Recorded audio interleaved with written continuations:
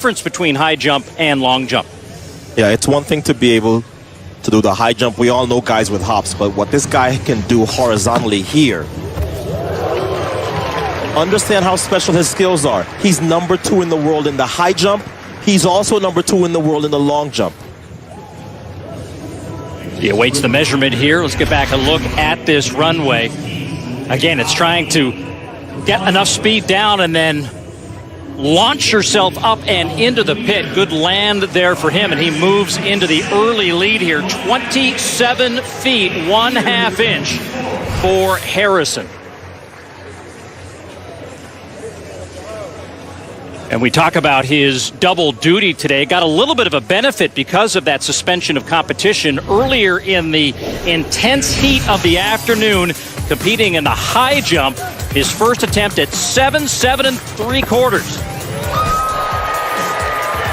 And everybody I know that's been watching this guy all year says, look, he's never going to win any style points, but what he has in spades is the ability to get off of the ground. Everything else can be improved. And why we show pictures of Jim Thorpe in that old-fashioned way of getting over a bar is he's the last American man to actually compete in the Olympics in both the long jump and the high jump in the same Olympic Games. As Javon takes now a rest, his mom is back in the stands. There is Georgia Harrison, raised Javon as a single mother, Jamaican sprinter in her heyday, so good lineage there. And happy to see Javon with the early lead here. That brings up Cameron Crump of Mississippi State. I know we've been talking about it too, as is Harrison. Collegians were here 2 weeks ago.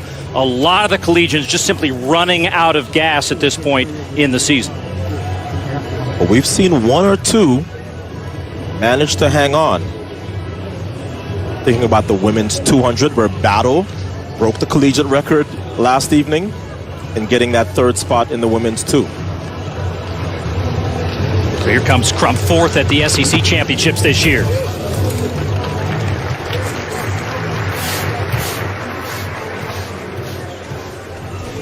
So while we await the mark for Crump, it'll bring up the reigning Olympic champion in this event, Jeff Henderson. What a story and performance for him in Rio in 2016, as he centers himself now for this first trip down the runway.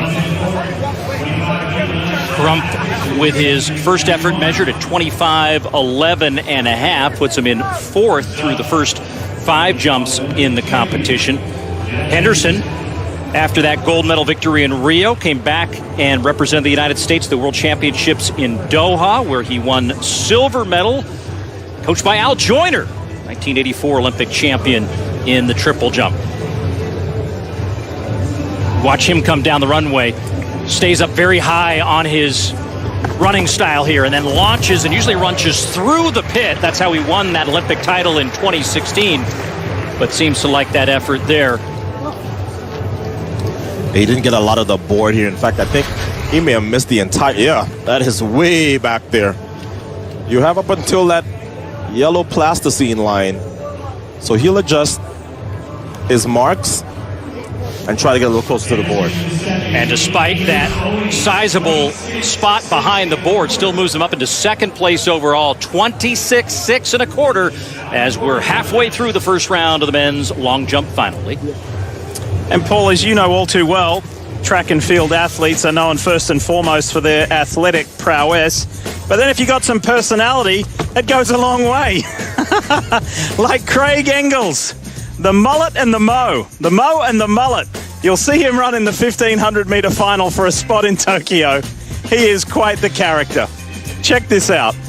Thank you. My guy. My guy, you have a mustache too.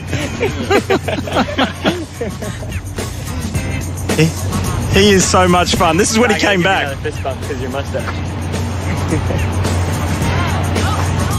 A real free spirit. The North Carolinian, who spent a lot of time in the Pacific Northwest, he's ready to roll.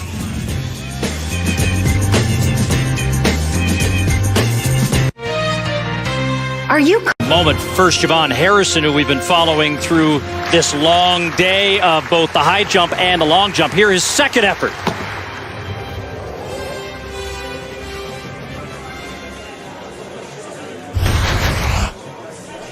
And looking at the takeoff board again, that one closer to the plasticine. Good height and the stretch into the pit.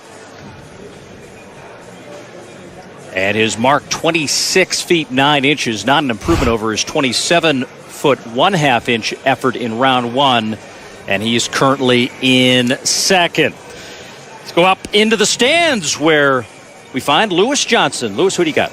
I have 9-time Olympic gold medalist Carl Lewis here, who just is about to do some coaching here. That was your athlete who just jumped, right? Yeah, he did. I was Jermaine Jefferson, and just so close. But he's ready to go, and I think if we got to get on this third one to get to the final especially, then I think we'll have a shot.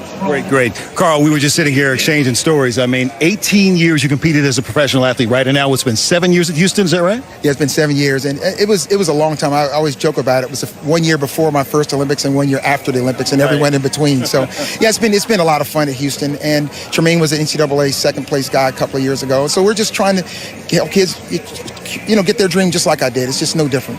You've probably competed in every sort of circumstance there is. I mean, what did you make of the heat here in Eugene? What happened this morning with the temperatures in the triple digits and the delay and just everything that you have to deal with mentally as an athlete? It's very, very difficult. I thought that they, we kind of knew about it in advance, so I thought they could have planned a little bit better. But, it just kind of shows the resiliency of the athletes. You get to a situation where things are going to change. You have to learn how to do it. Want to know what you think about Jeff Henderson, Olympic gold medalist, who just seems to be continuing to compete at such a high level. What do you see in him? Well, Jeff's tremendous talent. He's going to do well today. It's going to be a tough competition. The last three, I think you're going to have big jumps. He's been consistent, been our most consistent guy over the last 10 years. I expect him to do very well today. Yeah, and on the other end of the spectrum, you have this young phenom who won the NCAAs at both the high jump and the long jump, and now trying to do the same thing here, Javon Harrison. What do you make of his talent? Well, I think it's tremendous, and it's great that he has an opportunity not only to go to two events, but just to show that it can be done, and because a lot of the same principles are there. So he's just showing the world that we can do it, and I'm really excited about his future. All righty, we're going to watch Jeff Henderson, who is on the runway, Paul, and great to have a chance to chat with King Carl. Yeah, thanks, Lewis, for that. As Jeff Henderson lines up for his second jump, he's currently in fourth. And a better position onto the board. He gave up a lot of distance, Otto, on that first effort. That one looked a little bit better as he'll wait the measurement. That's what veteran jumpers do. They adjust based on what the wind is doing. He got a little bit closer to the board, but barely grazed it. But that looks like it may be just below his best effort. Yeah, they measure at 26 feet 3.5 inches, so he remains in fourth position, about 4 inches out of third place. Still got some time. If he can stay in the top 8, he'll have 6 rounds of jumps. We're trying to name a team for Tokyo in the men's long jump. We are thrilled. We finally found our dream home in the mountains. Long jump competition. We go back to Addo and Paul. Fellas? Thanks, Lee. We're nearing the completion of the second round of men's long jump. You see the top mark on the ledger, 27.6. And as promised, here now a look at Marquise Dendy. He has great speed on the runway, and he translated it into 27.6. So that's your current leader. 7-time NCAA champion while at the University of Florida. Made the team in 2016, but then got injured. Would mean a lot to him to make the team again here in 2021.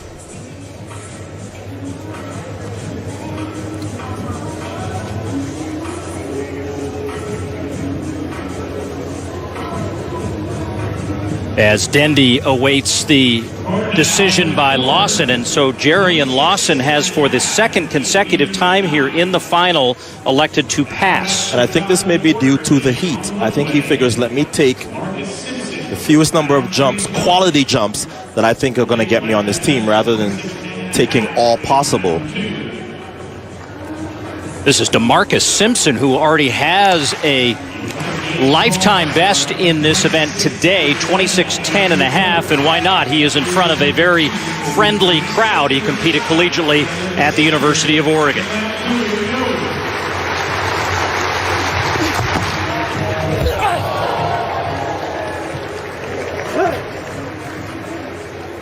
He was 8th at the Olympic trials back in 2016, currently finds himself in 3rd.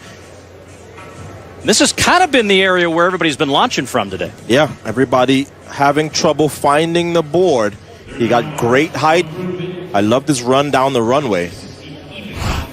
But he's got to get closer to that board. And of course, at this track, they almost always have a prevailing wind at their backs. And sometimes because it can go up and down, that creates the problems with these guys trying to get their foot on that board. And here is Marquis Dendy, our leader, part of Jump U from University of Florida. Too many great long jumpers and triple jumpers to mention. And he is certainly among them, and another good effort. Looks very confident coming out of the pit. And I think he's going to like this takeoff point. Again, if you don't follow the sport routinely, it is measured from where that plasticine is, no matter how far behind it you are, and he's very much dialed in on this effort. I think he got all of the board on this one. Let's take another look and see just how much. Oh, yeah, he'll be happy with that. So the adjustment was made. And this is not an improvement, but he remains in the lead. 26:10.5, his 3rd effort. He's been over 27 feet today, 27 feet 6 inches.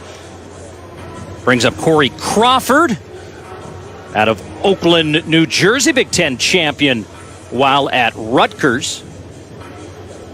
He is in that tenuous spot in 8th position. Again, at the conclusion of this 3rd round of jumping, they will only advance 8 men for 3 additional jumps. Wants to improve his position here.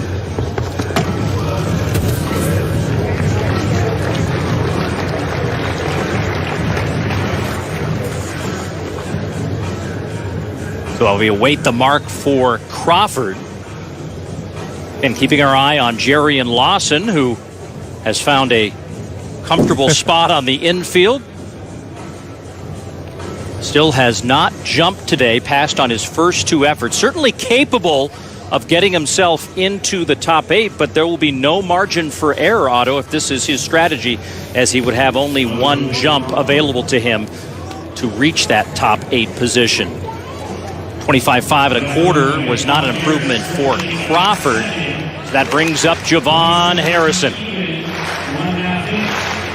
Sitting currently in 2nd. Was roommates in college with Mondo Duplantis, who will be one of the gold medal favorites in the pole vault, competing for Sweden. LSU always bringing the firepower to these championships and trials. And back to the board, and that one closer than the previous 2. Trying to improve on 27 feet 1/2 inch, and Harrison not only does that, he moves into the lead, Otto, and a new lifetime best, 27.9.5. Well, he danced out of the pit. He seemed very happy with it. As well he should be. PR, imagine this guy who has been competing since early in the year in the indoor season, winning all of those collegiate championships. And on a hot day in June in Eugene, the hottest ever, sets a PR. And Otto, as we look at this, you were a fast guy in your day, at least rumors have it. It is just not just speed to get to be a good long jumper. No, you have to be able to convert that speed. And he did a great job of doing it. Great height off of the board. And not a bad landing as well. 27.9.5. New PR for Harrison. It's a 3-centimeter improvement for Harrison, who is number 2 on the world list so far in 2021. And a legitimate medal favorite in both of his events, should he be able to remain in the top 3 here through the remaining 3 rounds of jumps.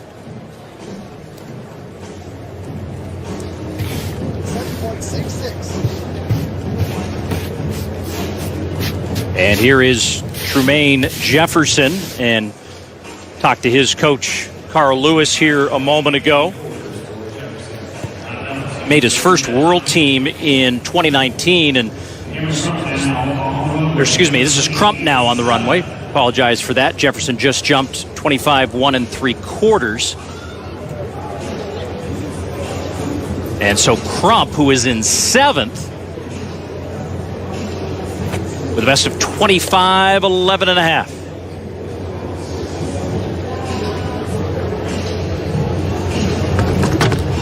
That's a foul. So he will not improve after 4 rounds. And clearly over the plasticine, and will have to wait now and see if he can get himself into the final. He's currently in 7th with 6 jumps scheduled here to complete the 3rd round. That'll bring up Jeff Henderson. Next up on the runway here, Jeff Henderson, currently sitting 85th. 26 1/4 in round 1 was his best. Otto, many people remember his dedication of his Olympic gold medal to his mother, who was battling with Alzheimer's, rushed home to bring the medal to her. And as Carl Lewis said, probably the most consistent American long jumper over the last decade, and wants nothing more than to go back in an attempt to defend his Olympic title from Rio. He sits in 5th, needs to be in the top 3 by the end. Not much of the board.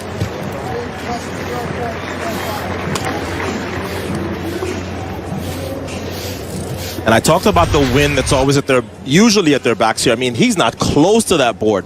The thing is that the wind in this stadium has died down, so it's not like they have a big, 2.0 meter per second wind at their backs. The wind is relatively still, so I would imagine that guys with the sort of experience that Henderson has would be able to make an adjustment to get on that board. So it hasn't really happened so far. It's been off and on, hit and miss sometimes. So more jumping continues here in the 3rd round. We'll get back to that in a moment. We're getting set for the first action on the track that will actually conclude a very long 2 days of competition in the women's heptathlon. And we go back to earlier in the day where temperatures soared into the triple digits. This is Talia Brooks, who was 4th going into the 6th event, the javelin. You can see her laboring a bit after a warm-up throw. She would eventually end up on the track and was taken to the hospital. She was okay, then released, then came back asking to be reinserted into the competition, but after a discussion with medical personnel, she was not cleared, and so Talia Brooks will not complete this 2-day heptathlon.